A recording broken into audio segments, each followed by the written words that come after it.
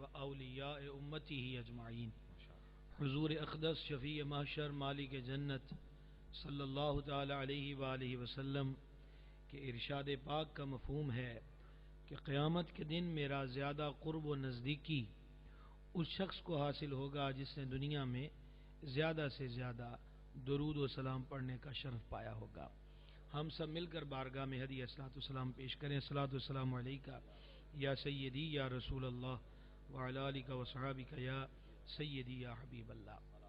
جان عالم علیہ الصلوۃ والسلام نے ایک دن فرمایا، اللہ تعالیٰ نے اپنے نبیوں کو 3 دعائیں دیں کہ ان میں مجھ سے جو مانگو وہ میں تمہیں عطا فرماؤں گا۔ اللہ تعالیٰ کے ان نبیوں نے اللہ کے دربار سے وہ دعائیں مانگ لیں۔ ارشاد فرمایا کہ میرے رب نے مجھے بھی وہ خاص 3 موقع دیے کہ اے محبوب ان میں تم جو بھی مانگو میں وہ تمہیں عطا فرماؤں گا۔ حضور فرماتے ہیں علیہ الصلوۃ والسلام، میں نے ان 3 میں سے 2 دعائیں مانگ لیں اور ایک سنبھال کے رکھ لی۔ عرض کی اے جان جہاں ان 2 میں آپ نے کیا مانگا؟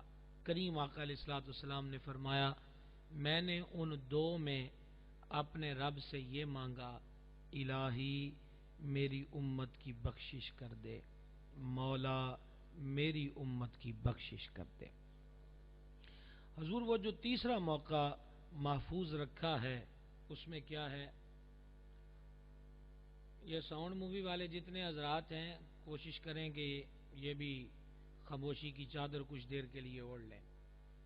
فرمایا کہ تیسرا موقع، ارشاد فرمایا کہ جب قیامت کے دن تم سب میرے دربار میں آؤ گے، ماں باپ منہ پھیر چکے ہوں گے، دوست یار سجن بیلی ہیلپ معاونت کرنے سے انکار کر دیں گے، اور سب سے ہو کر بلکہ کچھ جگہوں سے مایوس ہو کر تم میرے پاس آؤ گے، تو وہ تیسرا موقع ہم وہاں استعمال کریں گے کہ میرے مالک تو نے مجھے 3 مواقع دیے تھے، 2 میں نے مانگ لیا، آج تیسرے میں بھی یہی مانگتا ہوں کہ یہ میرے دامن سے جڑے ہوئے آ گئے ہیں، ان کی بخشش فرما دے۔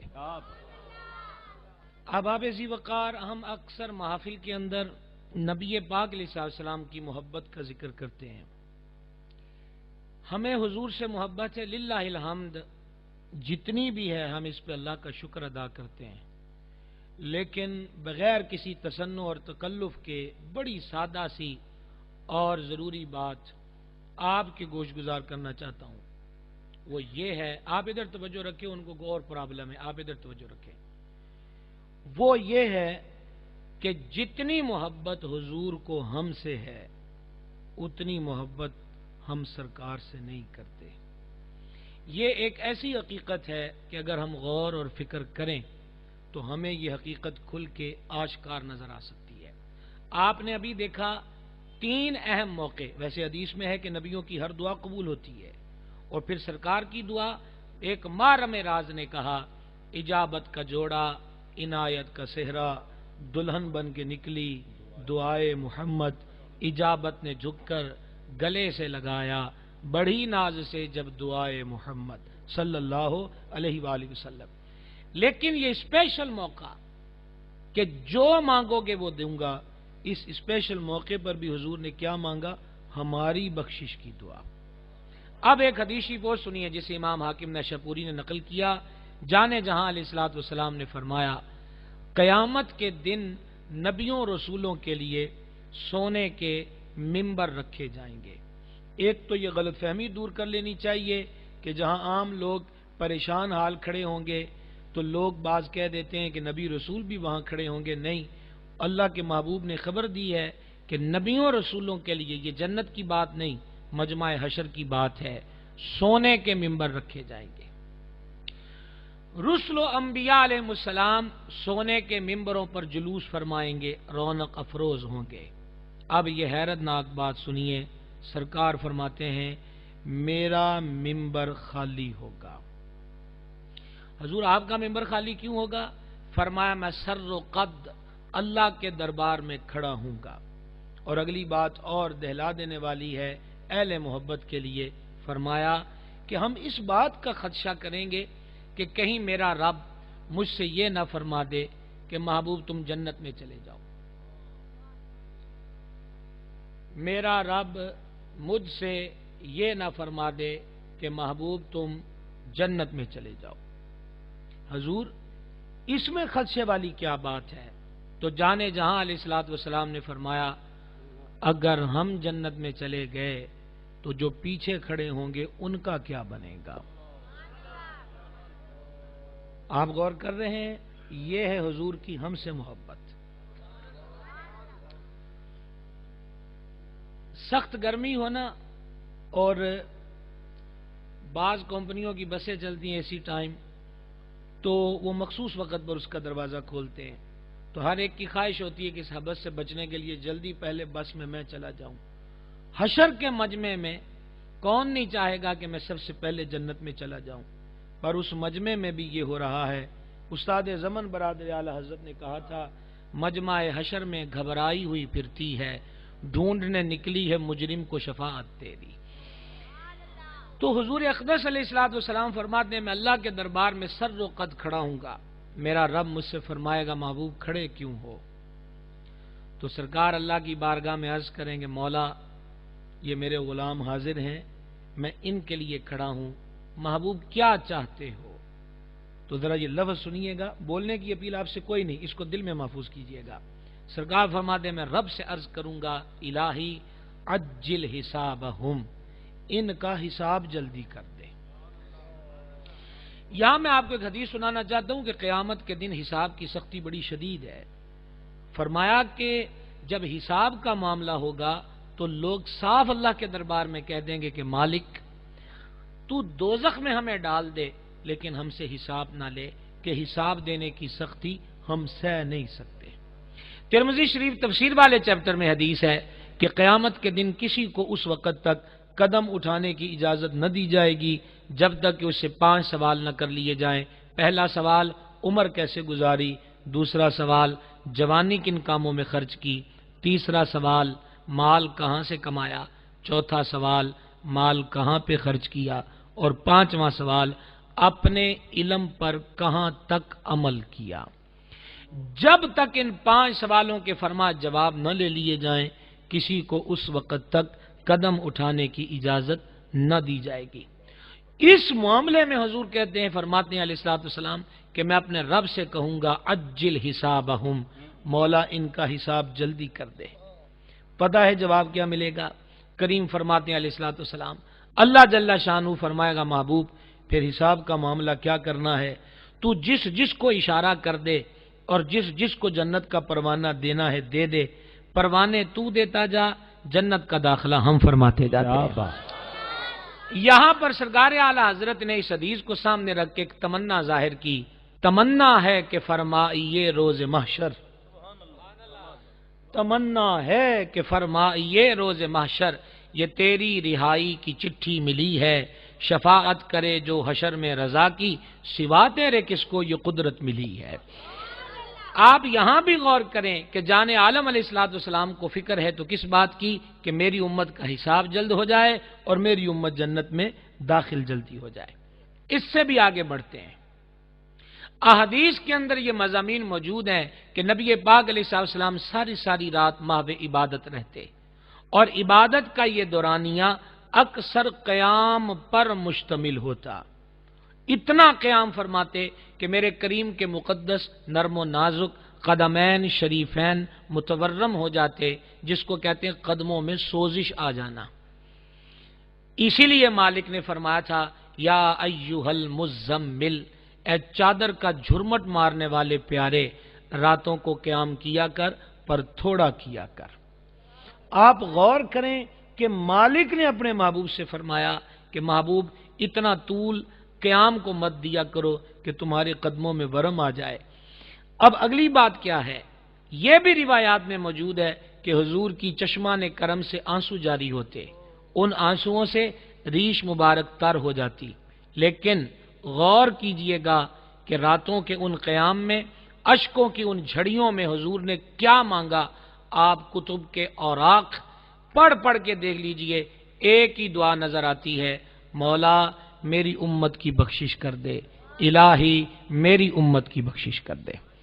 میں غالباً 5ویں عدد پہ آپ کو روایت سنانے لگا ہوں، اس پہ بھی ذرا غور کیجئے گا۔ آندھی ابھی بھی 2-3 دن سے بارش اور آندھی کا سلسلہ ہے، جکھڑ چلتے ہیں، سب کچھ ہوتا ہے، اور ہم کبھی آندھیوں کو انجوائے بھی کرتے ہیں کہ لو جی بڑی تیز ہوا چلی، بڑا مزہ آ گیا، لیکن آپ غور سے یہ حدیث پاک سنیے گا اور حضور کی اپنی امت سے محبت کو دیکھیے گا۔ ام المومنین محبوب رب العالمین سیدتنا صدیقہ بنت صدیق اکبر رضی اللہ تعالی عنہما ارشاد فرماتی ہیں کہ جب تیز آندھی چلتی تو رحمت عالم علیہ الصلوۃ والسلام اس آندھی کے دوران کبھی دائیں اور کبھی بائیں، اور حضور کی طبیعت اقدس سے، مزاج گرامی سے بے قراری کی سی کیفیت ظاہر ہوتی تھی۔ ایک دن عرض کی آقا جب بھی تیز آندھی چلتی ہے ہم آپ کے وجود پر نور میں ایک بےتابی کا سا احساس محسوس کرتے ہیں، حضور اس کا کیا سبب ہے؟ پھر میں آپ سے بولنے کی ریکویسٹ نہیں، یاد رکھنے کی گزارش کروں گا۔ سرکار فرماتے کہ پچھلی امتوں پر اللہ نے آندھی کی صورت میں عذاب بھیجا، میں بےتابانہ اس لیے دائیں بائیں چلتا ہوں کہ کہیں میری امت پر وہی عذاب نہ آ جائے۔ آپ غور کر رہے ہیں حضور کو ہم سے کتنی محبت ہے، سرکار کو ہم سے کتنا پیار ہے۔ اس سے ایک قدم آگے بڑھ جائیے، میلاد شریف، آج بھی یہ محفل میلاد شریف کی ہو رہی ہے۔ میلاد شریف کی سہانی رت میں 12 ربیع الاول شریف، پیر شریف کا دن، صبح صادق کا وقت، جس سہانی گھڑی چمکا طیبہ کا چاند، اس دل افروز ساعت پہ لاکھوں سلام۔ سرکار انور علیہ الصلوۃ والسلام کی ولادت ہوئی، پیدا ہوتے ہی حضور نے سجدہ کیا، اور آپ جانتے ہیں کہ سرکار نے اس جہاں میں قدم رکھ کے سب سے پہلی دعا رب کے دربار میں کیا مانگی تھی؟ وہ دعا تھی ربی حب لی امتی، اے میرے رب میری امت میرے حوالے کر دے۔ یہ ہے میلاد۔ اب مہینہ ہے معراج کا۔ میں یہ کہا کرتا ہوں کہ کائنات کا سب سے حسین اور خوشی کا دن میلاد شریف ہے، اور کائنات کی سب سے رنگین رات شب معراج۔ نہ اس جیسا کوئی دن ہے، نہ اس جیسی کوئی رات ہے۔ معراج میں حضور وہاں تشریف لے گئے کہ میرا امام کہتا ہے خرد سے کہہ دو کہ سر جھکا لے، گماں سے گزرے گزرنے والے، یہاں جہد کو خود پڑے ہیں لالے، کسے بتائے کہ کدھر گئے تھے۔ اس حالت میں میرے کریم علیہ الصلوۃ والسلام اللہ کے جلوہ حق کے قریب ہوتے گئے، 2 کمانوں جتنا فاصلہ رہ گیا، اس سے بھی کم رہ گیا، اس سے بھی کم۔ کتنا کم؟ بندے کو بات اتنی ہی کرنی چاہیے جتنی مولا نے بیان فرمائی ہو، اور باقی قیاس آرائیوں سے، اور وہ بھی محبوب و محب کے بیچ کی باتوں سے ہمارے قیاس کی کیا اوقات ہے؟ جہاں اعلیٰ حضرت کہتے ہیں کہ قصر دنا کے راز میں عقلیں تو گم ہیں جیسی ہیں، روح قدس سے پوچھئے تم نے بھی کچھ سنا کہ یوں۔ جناب صاحب سردار صاحب ماشاءاللہ آپ شاعری سے خوب شغف رکھتے ہیں۔ جہاں جبریل امین کو خبر نہیں دے سکتے کہ وہاں کیا ہوا، تو میرا نہیں خیال کہ چائے کے کھوکھے پر بیٹھ کر محبوب و محب کے بیچ کی ایسی باتیں کی جائیں جو ان کی شان کے ہی لائق نہیں ہے۔ لیکن آئیے، اللہ نے یہ ضرور بیان کیا کہ میں نے اپنے محبوب سے باتیں کی، فرما فَأَوْحَا إِلَىٰ عَبْدِهِ، پھر ہم نے اپنے بندہ خاص سے باتیں کی۔ کیا باتیں کی؟ فرما ما اوحا، جو بھی کی۔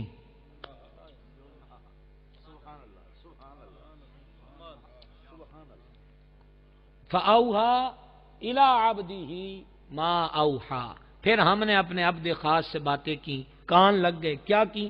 فرما جڑیاں بھی کی تھیں۔ یہ باتیں میرا محبوب جس کا جتنا ظرف دیکھے گا اتنا بیان کر دے گا۔ کی نا، یہ تو نہیں ہے کہ معراج کے سب راز سربستہ ہی رہے۔ ایک وفادار سے کہا تھا تو کرتا کیا ہے؟ میں جنت میں گیا تھا تو تیرے جوتوں کی چاپ جنت میں سنائی دیتی ہے۔ یاد آ گیا آپ کو؟ یاد آ گیا آپ کو سرکار سیدنا بلال حبشی رضی اللہ تعالیٰ عنہ۔ ایک اور بات بھی ہوئی، محدثین نے اس حدیث کو نقل کیا، جب حضور اللہ کریم کے قرب خاص میں پہنچے، مالک نے بھی کیا، ہم ابھی بیٹھے بات کر رہے تھے کہ یہ محبوب و محب کی بات ہے۔ کس کی بات ہے؟ محبوب و محب کی۔ رب اپنے محبوب کی امت پہ کرم فرماتا ہے، اور حضور یہ دیکھتے ہیں کہ میرے رب کے بندے ہیں، حضور ان پہ نگاہ کرم یوں فرماتے ہیں۔ حدیث آپ کو سنانے لگا ہوں، ذرا غور سے سنیے گا۔ فرما محبوب تمہیں برا تو نہیں لگا کہ میں نے تمہیں آخر میں رکھا ہے؟ عرض کی مالک نہیں، میں تیری رضا پہ راضی ہوں۔ فرما تیری امت کو تو نہیں برا لگا کہ میں نے تیری امت کو اینڈ پہ رکھا ہے؟ عرض کی الہی نہیں، میری امت کو نہیں برا لگا۔ فرما محبوب جانتے ہو میں نے تیری امت کو اینڈ پر کیوں رکھا ہے؟ عرض کی الہی ارشاد فرما دے۔ فرما محبوب اس لیے کہ باقی امتیں تو تیری امت کے سامنے رسوا ہوں، پر تیری امت کسی کے سامنے رسوا نہ ہو۔ آج ہم قرآن حدیث کی روشنی میں بیان کرتے ہیں کہ قوم عاد، قوم نوح، قوم لوط، قوم موسیٰ، قوم سمود، قوم لوط، ان کے اندر یہ برائیاں تھیں۔ اگر بعد میں ہمارے کوئی امت ہوتی تو وہ کیا کہتے کہ امت محمدیہ میں یہ برائیاں تھیں۔ فرما محبوب تو محبوب ہے، ہم نے تیری امت کے عیب کسی کے سامنے نہیں کھولے، اس لیے اینڈ پہ رکھا ہے کہ تیری امت کسی کے سامنے رسوا نہ ہو۔ حمد اس رب کے وجہ کریم کو۔ ایک روایت دل پہ ہاتھ رکھ کے یہ بھی سن لیجئے کہ لوح سنتے ہیں آپ؟ لوح، ابھی آپ حضرت اقبال کا کلام سن رہے تھے کہ محمد سے وفا تو نے تو ہم تیرے ہیں، یہ جہاں چیز ہے کیا لوح قلم تیرے؟ لوح تختی کو کہتے ہیں، اور اس کو لوح محفوظ اس لیے کہتے ہیں کہ رب نے جو لکھ دیا نہ اس میں سے کوئی کاٹ سکتا ہے، نہ اس میں کچھ ڈال سکتا ہے، نہ اس میں سے کچھ نکال سکتا ہے، لوح محفوظ۔ فرشتے ایک دن، اب بھی میں آپ سے صرف توجہ کا متمنی ہوں، غور سے یہ 4 سطریں سنیے گا۔ فرشتوں نے ہمارا تذکرہ پڑھا اس امت کا، تو شروع میں لکھا تھا نیکیاں، یہ نماز پڑھیں گے، حج کریں گے، روزے رکھیں گے، زکوٰۃ دیں گے، حسن اخلاق سے پیش آئیں گے، غریبوں کی مدد کریں گے، نیک کام کریں گے۔ نیکیوں کی چیپٹر کی جب تکمیل ہوئی تو پھر شروع ہو گئی اس امت کی برائیاں۔ فرشتے پہلی لائن پڑھنے لگے، اسٹیج پر بیٹھے جملہ ثنا خان اور خصوصاً مشائخ اعظام، جب عیبوں کی سطر شروع ہونے لگی اللہ نے لوح پر پردہ ڈال دیا۔ فرشتوں نے کہا مولا اے بھی 4 کلینا پڑھ لین دے۔ فرما نہیں، یہ میرا اور میرے محبوب کی امت کا معاملہ۔ کیا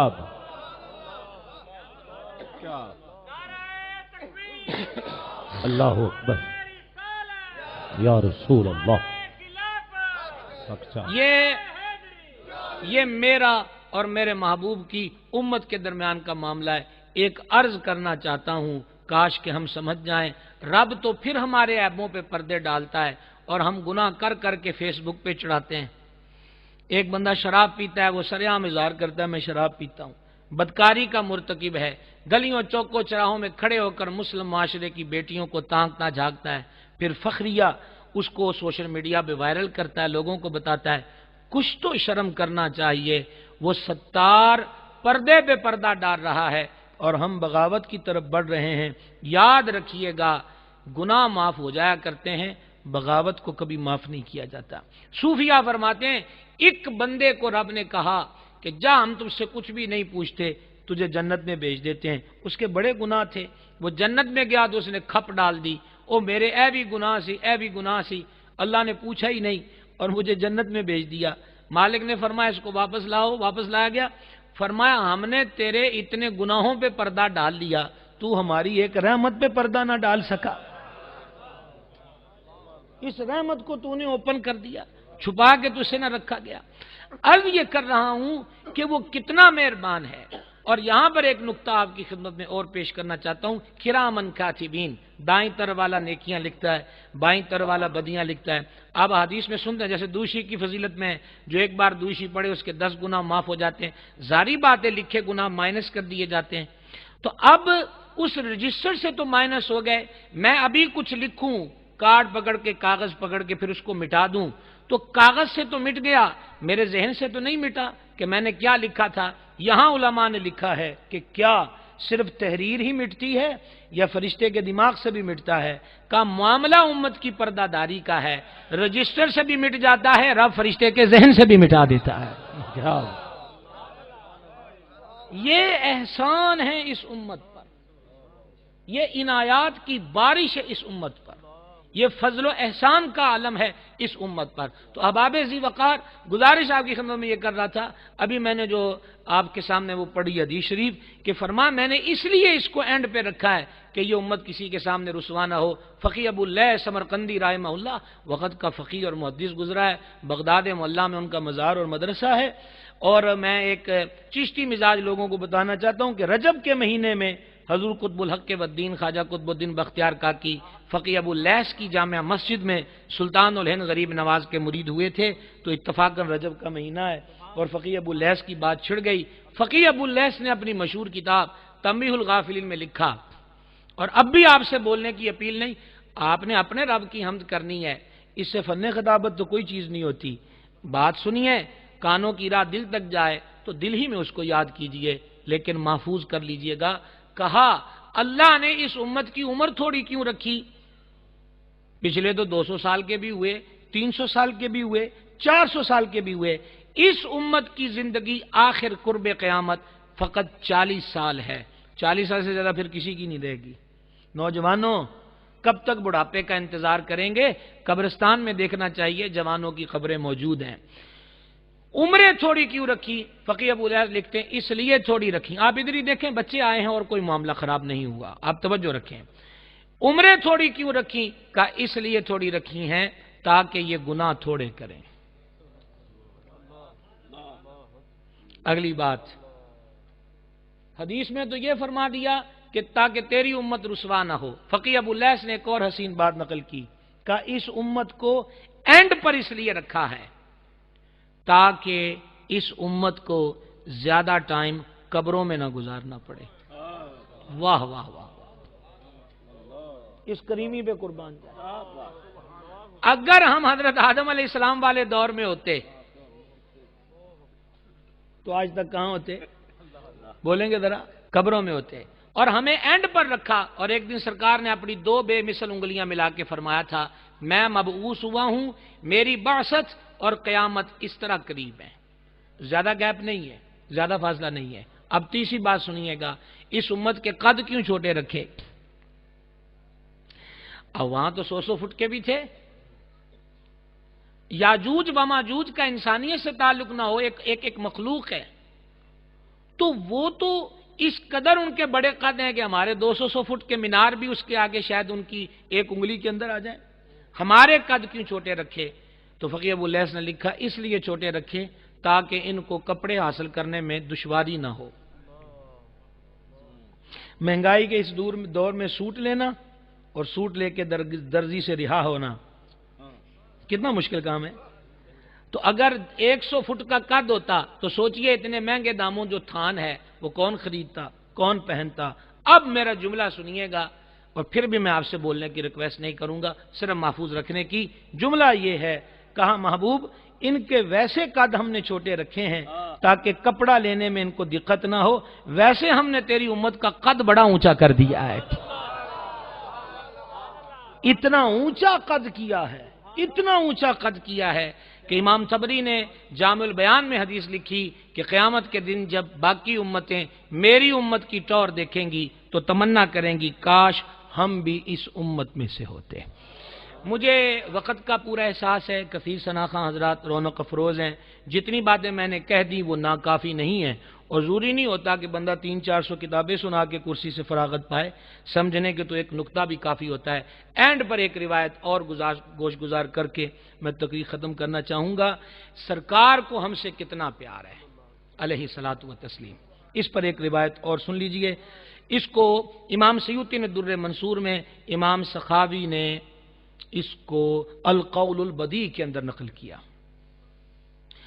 فرمایا اللہ کے حبیب اقدس صلی اللہ تعالی علیہ وآلہ وسلم نے کہ قیامت کے دن سیدنا آدم علیہ السلام اونچی جگہ پر بیٹھے ہوں گے اور اپنی اولاد کو دیکھ رہے ہوں گے، کون جنت میں جا رہا ہے، کون دوزخ میں جا رہا ہے۔ اتنے میں حضور کا ایک امتی میزان یعنی تکڑی پر لایا جائے گا، اس کے عمل تولے جائیں گے، خطاؤں کا پہاڑ ہوگا اور نیکی نام کو نہیں ہوگی۔ فرشتے بازو سے پکڑیں گے اور سوئے جہنم لے جا رہے ہوں گے۔ اتنے میں حضرت آدم اونچی اونچی بولیں گے، یا احمد یا احمد۔ سنتے ہیں کہ محشر میں صرف ان کی رسائی ہے، گر ان کی رسائی ہے۔ لو جب تو بن آئی ہے، مطلع میں یہ شک کیا تھا؟ واللہ رضا واللہ، صرف ان کی رسائی ہے، بس ان کی رسائی ہے۔ یا احمد یا احمد، سرکار جواب دیں گے لبیک یا ابا البشر، کیا ہوا آپ مجھے پکار رہے ہیں؟ یہاں بھی اس جملے میں اتنی لذت ہے، اتنی لذت ہے، ابھی میں نے ادا نہیں کیا اور بناوٹ کی کوئی ضرورت نہیں ہے، ابھی بھی لطف آتا ہے، اس میں ایک بڑی جاذبیت ہے، آپ بھی سنیے گا۔ وہ جملہ پتہ کیا ہے؟ حضرت آدم سے حضور فرمائیں گے کیا بات ہے؟ تو حضرت آدم کہیں گے تواڈے امتی نو فرشتے لے کے جا رہے ہیں۔ ہاں بس یہی ایک نسبت ہے، تواڈے امتی نو، یہی ایک لنک ہے، یہی ایک تعلق ہے، وگرنہ حضرت آدم کو کیا ضرورت تھی؟ نہ جانے کتنوں کو کھینچ کھینچ کے فرشتے لے گئے، وہ بھی تو انہی کی اولاد تھی، پر یہاں کیوں بولے؟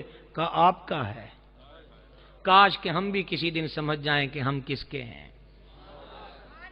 اپنے من میں ڈوب کے پاجا سراغے زندگی، تو میرا نہیں بنتا نہ بن، اپنا تو بن، کہ تو کسی کا ہے، اور تو جس کا ہے وہ ذات رحمت للعالمین صلی اللہ تعالی علیہ وسلم کی ذات پاک۔ حضور آپ کے امتی کو لے جا رہے ہیں۔ اللہ اکبر کبیرہ، آپ کے امتی کو لے جا رہے ہیں، آپ کے امتی کو لے جا رہے ہیں۔ سرکار رخ ادھر فرمائیں گے جدھر اس امتی کو پکڑ کر فرشتے لے جا رہے ہوں گے۔ تیز تیز قدموں سے، نرم و نازک قدموں سے حضور چلیں گے، قربان فدا نثار ان حسین قدموں پہ۔ یہ آج کا چلنا کسی ولی غوث قطب ابدال کے لیے نہیں، ایک مجرم و گناہگار کے لیے ہے۔ اور روایت میں یہ لفظ لکھے ہوئے ہیں، کاش ہم اس الفاظ کے درد کی کسک اپنے دل میں محسوس کر پائیں کہ حضور ایک ہاتھ سے تہمد مبارک کا کپڑا مضبوطی سے پکڑ کر تیز تیز چلیں گے اور ساتھ ساتھ کہیں گے قف قف یا ملائکۃ ربی قف، ٹھہرو ٹھہرو اے میرے رب کے فرشتوں ٹھہرو۔ فرشتے ٹھہر جائیں گے۔ اس کو کیوں لے جا رہے ہو؟ حضور یہ گناہگار تھا اور ترازو نے پورا تول تولا ہے، گناہ اس کے زیادہ ہیں، نیکی نام کو نہیں ہے۔ اور حضور ہم آج اس قانون کے پابند ہیں کہ جس کی نیکیاں مطلوبہ معیار پہ پوری نہ اتریں وہ سوئے دوزخ ہی جائے گا۔ سرکار فرشتوں سے کچھ نہ فرمائیں گے، پھر جاگ کے بعد سنیے گا، حضور اتنی بات سن کر عرش الہی کے نیچے کھڑے ہو جائیں گے۔ اور بڑی آسانی سے، بڑی ملامت سے میں یہ لفظ پڑھ رہا ہوں، لیکن اگر یاد رہ جائے تو جب آج بستر پہ جائیں ان جملوں کا درد محسوس کیجئے گا۔ حدیث میں لکھا ہے کہ حضور اپنی ریش مبارک مٹھی شریف میں لے کر سر انور جھکا کر اللہ کے دربار میں کھڑے ہو جائیں گے۔ یہ کیفیت کب ہوتی ہے؟ جب بندے کو فکر ہوتی ہے۔ تو سمجھ رہے ہیں آپ کے حضور کو ہم سے کتنا پیار ہے؟ ہم تو الفاظ سے ہی کہتے ہیں، الفاظ سے ہی کہتے رہتے ہیں، حضور ہمیں آپ سے پیار ہے۔ سرکار ریش اطہر کو مٹھی میں لے کے سر انور جھکا کے اللہ کے عرش کے نیچے کھڑے ہیں۔ میرا مالک فرمائے گا محبوب کیا ہوا؟ اگلے لفظوں کا بھی درد محسوس کرنا، مولا تو نے مجھ سے وعدہ نہیں کیا تھا کہ تو میری امت کے مسئلے میں مجھے پریشان نہیں ہونے دے گا؟